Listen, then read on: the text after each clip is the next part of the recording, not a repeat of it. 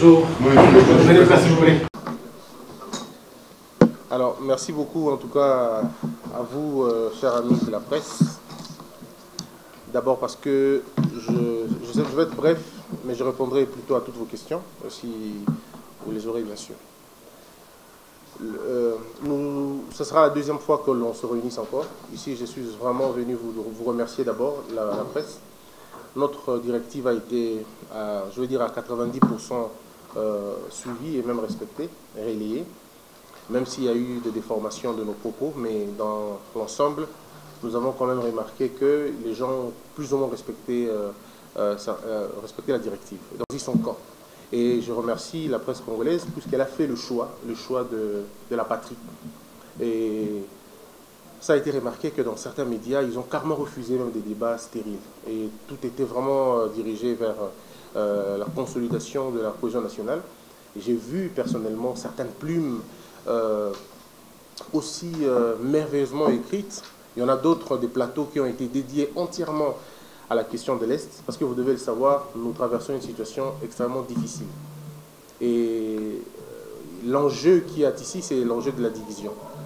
Et nos ennemis, ceux qui ne veulent pas la paix, ceux qui ne veulent pas nos valeurs que nous partageons, veulent nous mettre en déroute. Ils veulent nous diviser, ils veulent nous opposer les uns contre les autres. Et ils savent ce qu'ils cherchent. Avec certainement certains médias qui les accompagnent dans cette salle de zone, mais au moins, nous avons senti une certaine résistance au niveau de notre propre média. J'ai vu des journalistes plus ou moins s'habiller en patriotes. Quand je dis s'habiller en patriote, c'est une mentalité. Et la mentalité qu'ils ont dégagée, personnellement, je suis fier de cela. Et je suis fier de dire que je dirige une institution d'appui à la démocratie, bien évidemment, mais qui gère la presse et qui gère les médias. Je suis très content parce qu'il fallait vraiment le dire. Nous ne sommes pas là que pour sanctionner, mais nous sommes là aussi pour encourager quand les choses se font très bien et surtout quand le travail est bien fait. Mais il faut dire aussi que les médias étrangers ont aussi respecté. Je comprends qu'ils font de leur mieux pour essayer de suivre, même s'ils ne le font pas à 100%, mais au moins on sent qu'il y a une certaine volonté de changer. Vous allez voir que dans certains médias, ils n'ont plus le discours de sites stratégiques, de villes stratégiques, on n'en parle plus. Et vous voyez qu'ils ne sont plus dans cette logique-là et c'est formidable. Vous allez voir que maintenant, quand la presse étrangère parle, elle parle plus ou moins de... Voilà, elle essaie d'être équilibrée. Et on sait responsabiliser maintenant, les M23 et les AFP, on sait les responsabiliser. Et vous n'avez qu'à comprendre ma satisfaction qui est la plus grande. Donc aujourd'hui, c'est plutôt un CESAC qui encourage que plutôt un CESAC qui sanctionne. Donc, mais il faut rappeler encore une fois à la conscience nationale l'enjeu qu'il y a ici. L'enjeu qu'il y a, c'est l'enjeu de notre terre, mais au-delà de l'enjeu de notre terre, mais c'est l'enjeu de notre identité. Ils inoculent des discours comme quoi il y a des gens qui seraient en train de revendiquer la nationalité. Vous le savez très bien, je ne vous informe pas, au Congo, nous n'avons jamais eu ce problème identitaire. Ça n'a jamais posé un problème depuis la nuit des temps. Tous les Congolais se retrouvent partout où ils sont. Ils sont chez eux. Mais dans le discours, vous sentez que, bon, voilà, on veut nous faire croire le contraire. Alors nous l'avons remarqué que les médias n'ont pas cédé à cela. Et nous demandons encore aux médias de ne pas céder à ces choses-là, de ne pas laisser ces discours passer, parce que ça commence toujours par des petits mots, et puis ça devient des phrases, et puis ça devient de pensées, puis c'est fini, un paradigme nous est imposé, et nous commençons à réfléchir comme eux. Je me rappelle toujours de la fois où j'ai rencontré certains diplomates qui me parlaient des communautés, et ainsi de suite, que je ne comprenais pas. Ils me parlaient des communautés. Je leur ai dit, chez nous, on n'a pas de communauté. Nous avons des tribus, nous avons des ethnies, nous avons des clans. Cette question de communauté, nous ne les avons pas. Alors vous n'allez pas nous imposer un discours autre, parce que lorsque vous nous imposez un discours, vous nous mettez dans une dynamique de réfléchir comme vous, et nous allons commencer à appeler la communauté Luba, la communauté Ngala. Ce n'est pas une communauté chez nous, ce sont des tribus, des ethnies, et c'est plus ou moins clair comme ça. Et donc je crois qu'en tant que journaliste, nous devons aussi faire cet effort-là. Et un autre élément sur lequel je voulais vraiment insister, c'est de voir comment l'enjeu est fait maintenant. Ici, vous avez vu certaines avancées diplomatiques. Pour la première fois, le Rwanda goûte un peu le côté sanction. C'est vrai qu'ils font semblant de ne pas le sentir, mais ça fait très mal quand on sait que ceux qui ont été autrefois des enfants modèles sont aujourd'hui démasqués et les masques viennent de tomber. Mais n'attendons pas que la presse étrangère en parle, parce que la presse étrangère a son agenda à lui, que nous ne pouvons pas dicter. Mais nous, au niveau de la presse nationale, pourquoi n'en parlons-nous pas suffisamment de la question? Il faudrait qu'on accentue cette question. Il faudrait que l'on essaie d'aller dans le même sens. Et il ne faudrait pas qu'on tombe dans le plan de l'ennemi pour dire non, mais c'est une ingérence régionale. Ce n'est pas une ingérence régionale, c'est un fait. Et c'est des faits. Et puisque c'est des faits, la presse devrait le documenter. Vous connaissez mieux que moi d'ailleurs, parmi vous, le Congo existe parce qu'il y a eu un journaliste qui a dénoncé le crime odieux du roi à l'époque. Et l'histoire du Congo, ça a toujours été intimement une histoire de la presse, à la limite. Ce sont les journalistes qui ont toujours sauvé le Congo. Quand il y a eu l'esclavage, c'est les journalistes qui ont sauvé ce pays. Et nous continuons encore à le faire. Maintenant que nous sommes devant l'histoire, qu'est-ce que nous faisons? Pourquoi on discutait avec certaines autorités, je leur posais la question, mais pourquoi on n'en parle pas de cette affaire de Roubavu, par exemple, cet accord de Roubavu, que vous connaissez tous, que les grands auteurs en ont parlé, les ambassadeurs en ont parlé, il y a le professeur Kalili qui en a parlé, l'ambassadeur Atundu en a parlé, et les ambassadeurs britanniques en ont parlé. Cet accord existe, mais pourquoi la presse congolaise n'en parle pas suffisamment? Est-ce parce qu'on n'a pas d'éléments? Est-ce parce qu'on ne disponibilise pas certains éléments? Je crois qu'il faudrait en parler. Parce que regardez, qui paye la facture du massacre de Goma maintenant? On parle de 5000 morts. Qui en paye le prix? C'est sur le dos de qui? Parce que lorsqu'un crime ne repose pas sur quelqu'un, eh bien, ce crime est oublié. Il faudrait qu'on recherche des responsables. Est-ce que nous allons attendre que la communauté internationale dise qui en est l'auteur?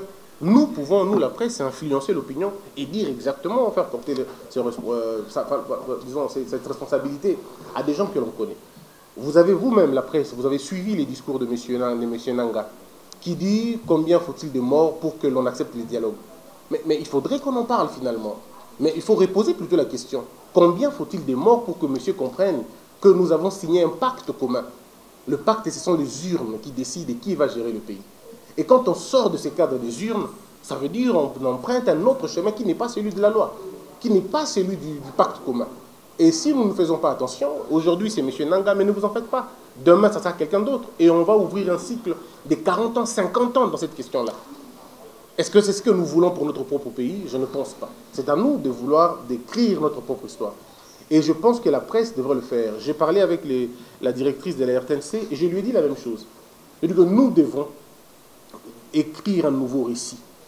Et le récit, c'est nous qui le décidons. Nous n'allons pas attendre que les gens nous disent voilà ce qui s'est passé. Nous pouvons le faire. Et nous avons des plumes importantes ici. Parmi vous, je vois des gens qui écrivent des textes assez importants. Nous pouvons responsabiliser les gens maintenant.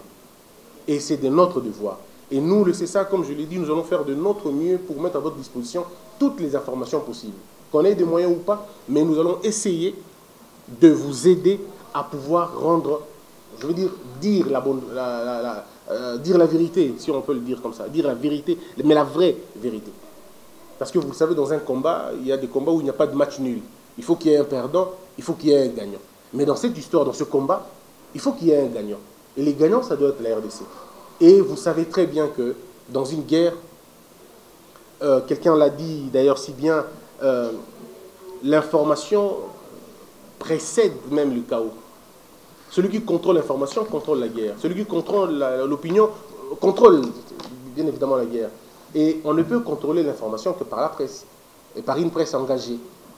Par une presse patriote. Et c'est ça qui va, à mon avis, nous aider à gagner. Parce que la bataille des récits doit précéder celle des armes. Et nous devons nous engager dans cette logique-là. La propagande a toujours précédé les massacres. Et nous devons changer notre récit à nous. Nous devons aller dans cette direction-là et dire autre chose, je pense.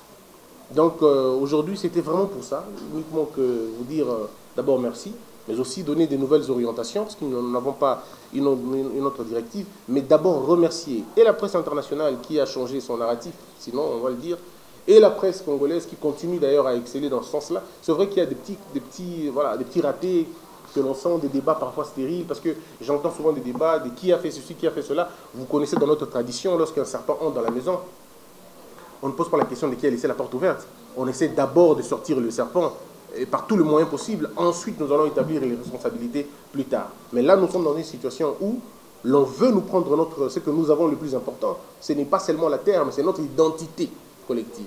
Puisque la RDC n'est plus RDC si on n'a pas Goma, si on n'a pas Bukavu, si on n'a pas ainsi de suite, tous ces territoires-là. Et la presse, vous devez encourager la population. Ce n'est pas une fatalité. Goma est tombé plusieurs fois dans l'histoire de notre pays. Ce n'est pas la première fois que Goma tombe. Cette partie est tombée plusieurs fois. Pour nous qui sommes de Goma, moi qui suis né là-bas, je connais la réalité. Je connais quand j'étais encore petit, on parlait de Dungu et de Dongo un peu plus loin. Mais on était déjà Goma, on disait que c'était sous contrôle de l'ennemi. Alors qu'à l'époque, c'était Mobutu qui était au pouvoir. Donc il ne faudrait pas que l'on fasse de cette histoire comme si c'est une sorte d'hécatombe, ce n'est jamais arrivé. Si, c'est déjà arrivé. Tous les présidents ont connu la chute des Goma. Tous les présidents. Le plus malheureux en ont connu plus de 2 fois. Donc ce n'est pas une fatalité. Ce n'est pas parce que Bukavu est tombé. Non, tous les présidents ont connu cette histoire-là. Mais c'est à nous maintenant de décider de ce que nous allons faire et de comment nous allons aborder la question. Dans une république, il n'y a pas de fatalité. Il n'y a pas de fatalité. La république doit garder sa valeur. Le peuple doit garder son estime et sa confiance. Ne tombons pas dans le piège de l'ennemi de discréditer notre armée. Nous n'avons pas 2 armées, nous n'avons qu'une seule armée. Nous devons apporter notre soutien à notre armée. C'est comme le dit vous, les journalistes d'ailleurs, vous le dites souvent, le journaliste choisit ce qu'il doit taire et ce qu'il doit dire. Et c'est à vous de faire le choix. Où se situe la limite entre ce que je dois taire et ce que je dois dire. Et moi je crois que vous avez toute une responsabilité historique devant vous. Et merci de continuer à faire ce que vous faites toujours. Merci de rétablir les responsabilités et surtout d'insister sur les responsabilités. Donc voilà plus ou moins ce que je souhaitais vous dire. Vous avez vu que depuis qu'on a pris la mesure jusqu'à aujourd'hui, aucun média n'a été sanctionné. Aucun média n'a été interpellé parce que vous avez effectivement suivi la logique. Donc je me laisse à vous pour des questions et on répondra. Le mythe rwandais, le mythe, la mythologie rwandaise, il faut le détruire. Mais pour que détruire, il faut médias. De la même manière, eux, ils veulent que tout s'opposer. C'est pourquoi je suis fini. Oh, Rwandais, Rwandais. Mais eux, ils veulent qu'on dise ça. Non, peuple, non, pas. Martyrisé. Aucun peuple n'a été martyrisé. Et j'ai aimé que, on ne boitait pas. On commence même à aller attaquer, visite Rwanda, ainsi de suite. Il faudrait faire porter la responsabilité de Paris Saint-Germain, comprendre que à chaque fois qu'ils portent visite Rwanda, c'est les sangs de Congolais, ce sont les mineurs qui sont dans les mines, et tout ça. Et ça, c'est un récit important à écrire. Donc, notre remontada dépend de notre plume, dépend de ce que nous faisons dans l'émission Nabiso, dans la bataille Nabiso. Oui, monsieur, le CESAC je crois que sous notre mandat, nous n'avons jamais été aussi sévères que maintenant. Tous les propos ont été répertoriés et sanctionnés sévèrement. Il y en a eu des embargos de 30, il y a eu des embargos de 40, des embargos de 50 jours, même de 90 jours d'ailleurs. Parce que nous estimons que le discours de haine, c'est même ça la matrice voilà, je peux même aller plus loin, de massacres, ainsi de suite. Donc tous les auteurs qui ont été dans cette histoire de discours de haine ont été sanctionnés sévèrement. Nous n'avons laissé aucun. Si vous en connaissez, pourriez-vous nous le dire? Et nous pouvons continuer dans cette même logique-là. Mais seulement, il faut pas confondre un élan démocratique avec un discours de haine. C'est ça, peut-être parfois la limite est celle-là. Le discours de haine a ses composantes. Et voilà, un élan démocratique, voilà, un ras-le-bol, on peut l'exprimer. Mais lorsqu'on commence à s'attaquer à une tribu de façon systématique, lorsqu'on commence à s'attaquer à une communauté, pas dans le sens de la tribu, mais un groupe d'individus, de façon vraiment directe, voilà, là, c'est vraiment des discours de haine et on peut le sanctionner. Mais quand... Oui, oui. Ma propre... En fait, mais ces auteurs ont été invités chez nous. Ils sont sous instruction et ils seront sanctionnés.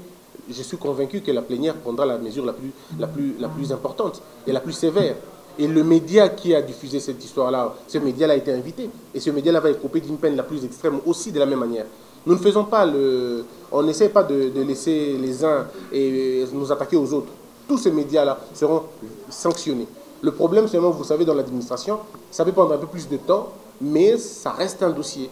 Et ça reste une affaire importante. Il ne suffit pas qu'un média étranger dise qu'on a tué un Rwandais, il faut vraiment que ça soit documenté. Il faut que nous puissions le voir, pour que nous puissions condamner ces paroles-là. Nous ne condamnons pas la tuerie, nous condamnons l'appel à la tuerie. Parce qu'il faudrait qu'on fasse la part des choses. Le CESAC ne condamne, enfin, disons, ne condamne pas les auteurs de tueries. Nous condamnons ceux qui en font l'apologie. Ceux qui parlent aux médias, ceux qui appellent à la haine, ceux qui appellent à la tuerie de ces gens. En tout cas, nous, on est contre ça. Et nous attendons à voir les rapports et puis on va sanctionner sévèrement. Il n'y aura pas de pitié pour ça. Lorsque vous voulez tourner une émission de médecine, vous faites appel à un médecin. Vous n'allez pas appeler n'importe qui. Lorsque vous voulez parler du sport, vous faites appel plus ou moins à un sportif. Mais c'est ce que nous avons dit aux médias. Nous avons dit, pour des questions, des opérations militaires, faites appel aux experts. C'est tout ce qu'on a demandé aux médias. Nous n'avons jamais demandé aux médias de ne pas en parler. On a seulement dit aux médias, si vous voulez parler d'une question sérieuse, ben appelez les initiés. Parce que vous le savez, la télévision, elle est faite pour tout le monde, mais pas par tout le monde. Et ça, on l'a dit.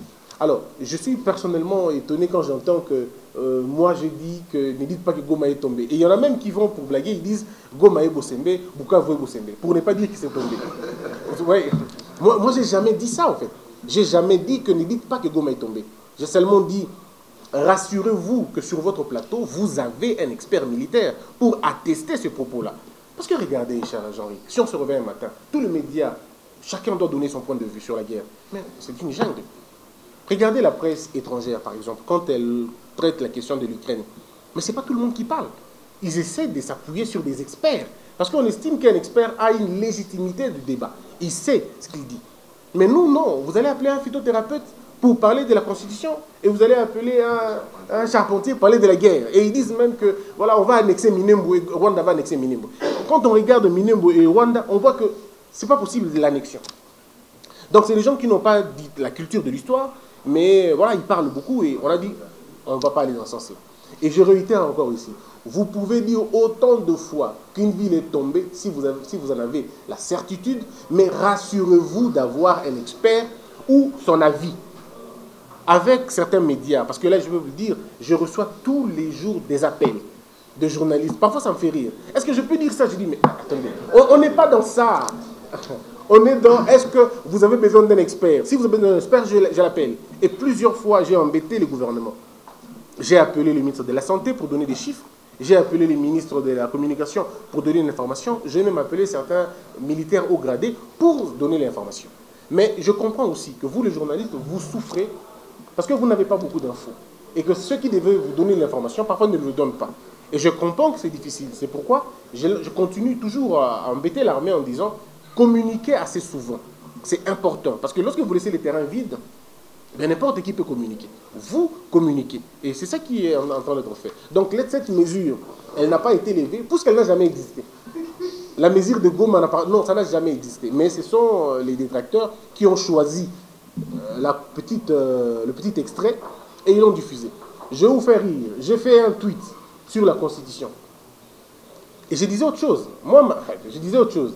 Et le journaliste qui fait le tweet, il choisit. Il dit, Bosembe a dit, peuple protège sa Constitution. Je dis, mais gars, pourquoi tu choisis ça? Il dit, non, mais c'est ça le titre. Je dis, non, mais le contenu, ce n'est pas ça. Il dit, non, on va voir ça après. Donc vous voyez, c'est-à-dire qu'on fait le choix parfois, on sort les propos de son contexte et on vous colle ce qu'on veut vous coller.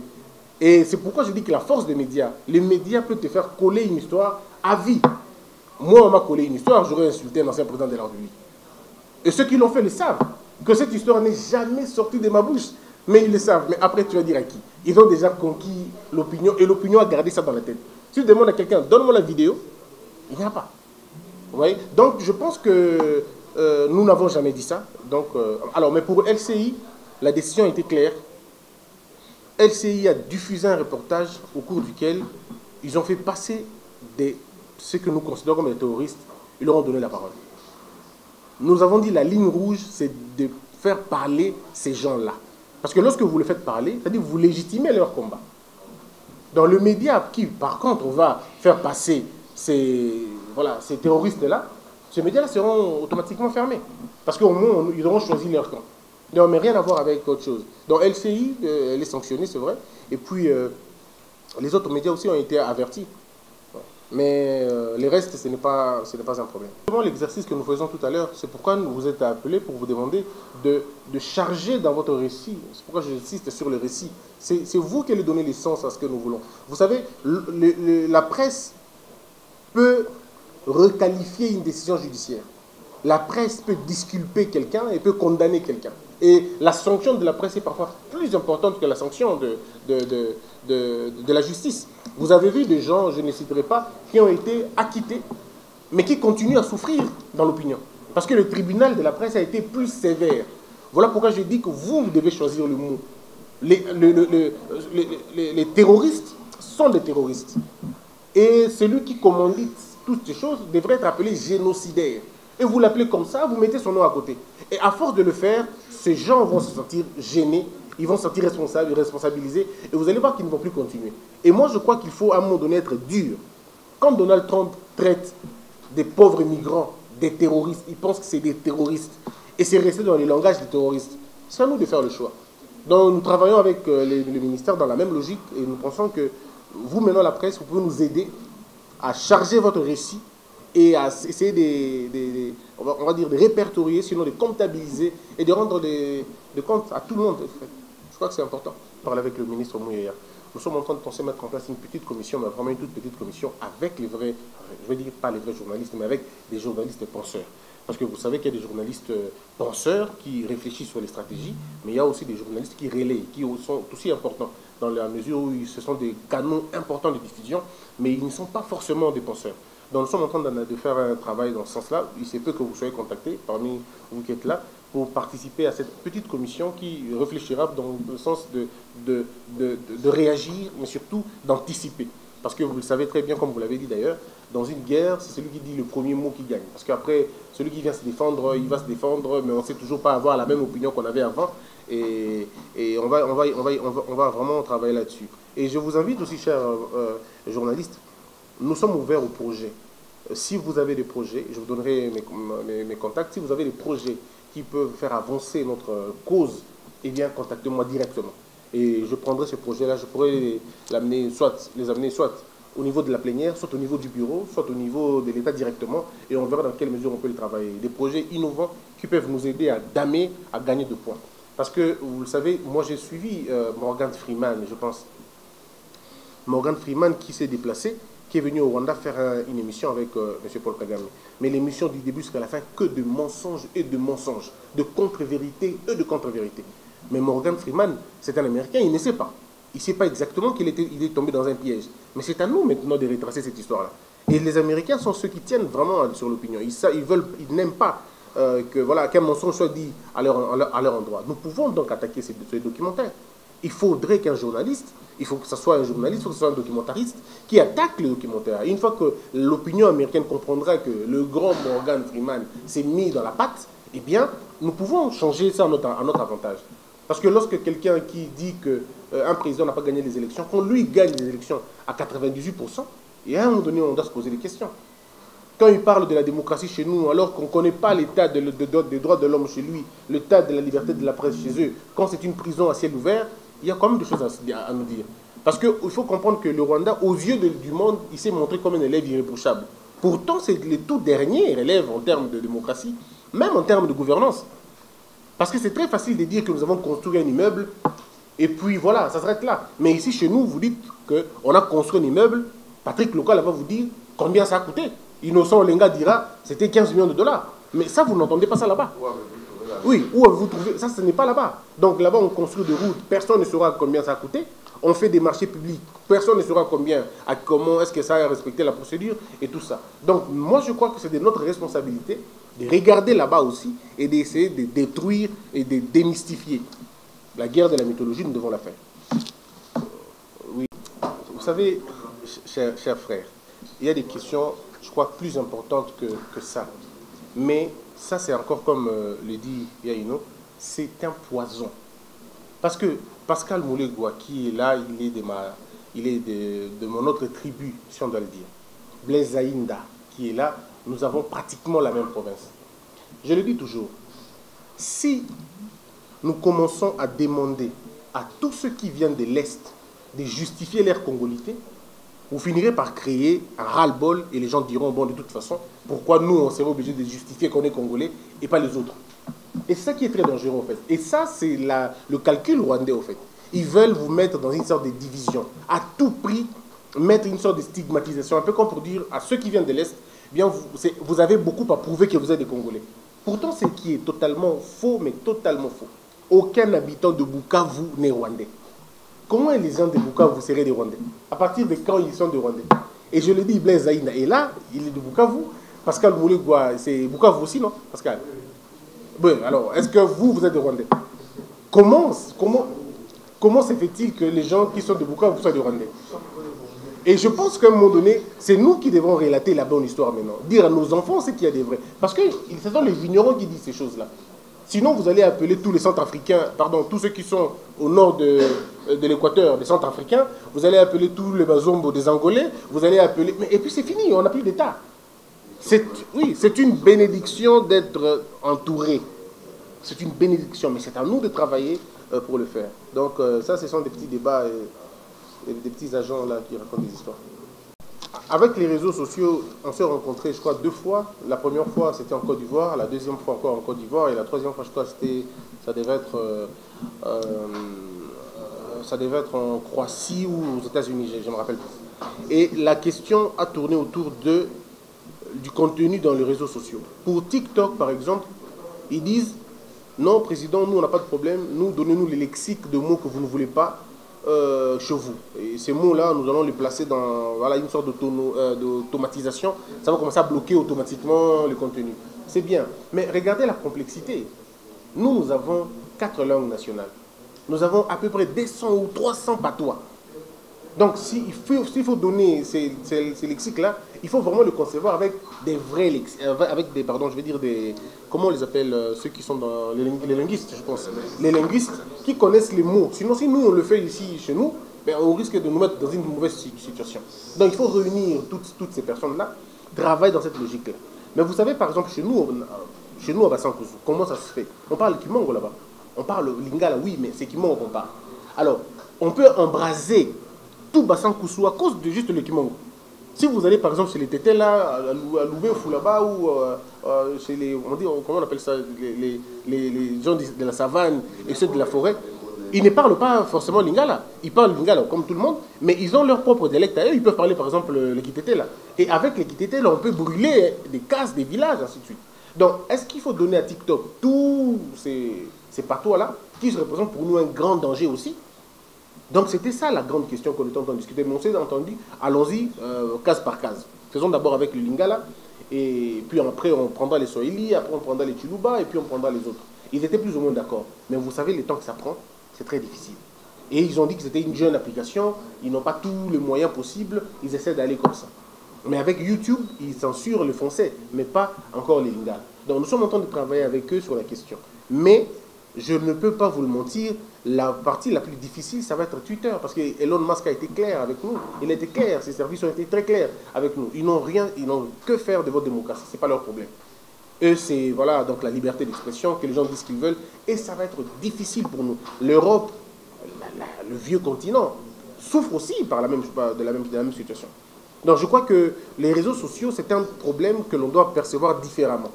Et au niveau même international, on doit le voir différemment. Donc nous, nous ne sommes pas donc en dehors de la situation, nous sommes en train de subir la même chose, mais nous y travaillons. Mais au niveau local, par exemple, lorsque nous tombons sur des cas comme ça, nous avons un service qu'on appelle l'alerte numérique.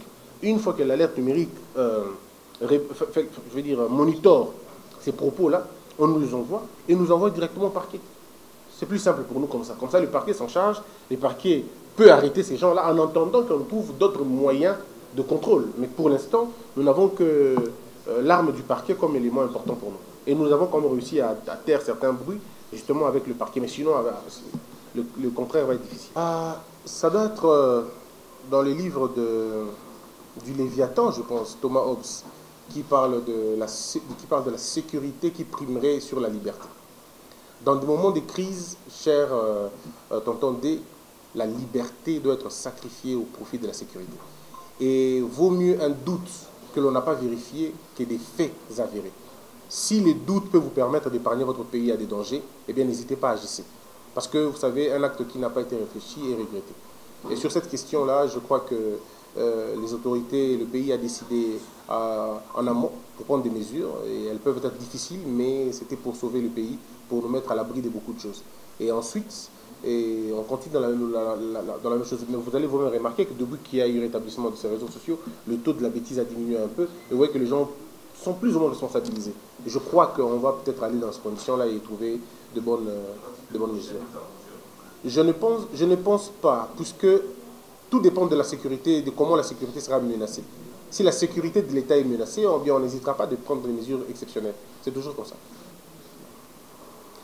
En tout cas, chers journalistes, vous êtes aussi importants dans votre rédaction. Je crois que je vais devoir vous laisser partir dans vos rédactions. Moi, je vous remercie énormément. Je réitère en tout cas mon encouragement. Je vous félicite énormément. Je peux vous le dire, je n'ai jamais été autant content que maintenant. Parce que c'était quand même assez chaud à un moment donné. Mais là, quand je suis les médias, j'ai pas peur. Donc, j'ai pas peur. Même quand je suis Pascal, les autres, j'ai pas peur. Je dis, ben, ça va maintenant. Ça va maintenant. Ça commence à prendre. Même France 24 qui me faisait mal à la tête à un moment. Mais ça va. RFI aussi, ça va. Donc, je crois que maintenant, nous pouvons aller sur des bonnes bases et considérer l'intérêt de la population comme l'intérêt supérieur. C'est ça même le salut du peuple. Voilà, donc moi je vous remercie beaucoup et je crois qu'on va se retrouver très prochainement quand il y aura des urgences, on le fera. Entre-temps, moi je vais continuer ma tournée en province pour aller sensibiliser nos journalistes en province pour leur dire nous n'allons pas restreindre les libertés, mais nous allons tout simplement essayer de contrôler pour qu'il n'y ait pas de dérives. Donc aucune idée de restreindre, mais plutôt de contrôler afin de ne pas tomber dans les dérives. Merci beaucoup et que Dieu vous bénisse tous. Merci.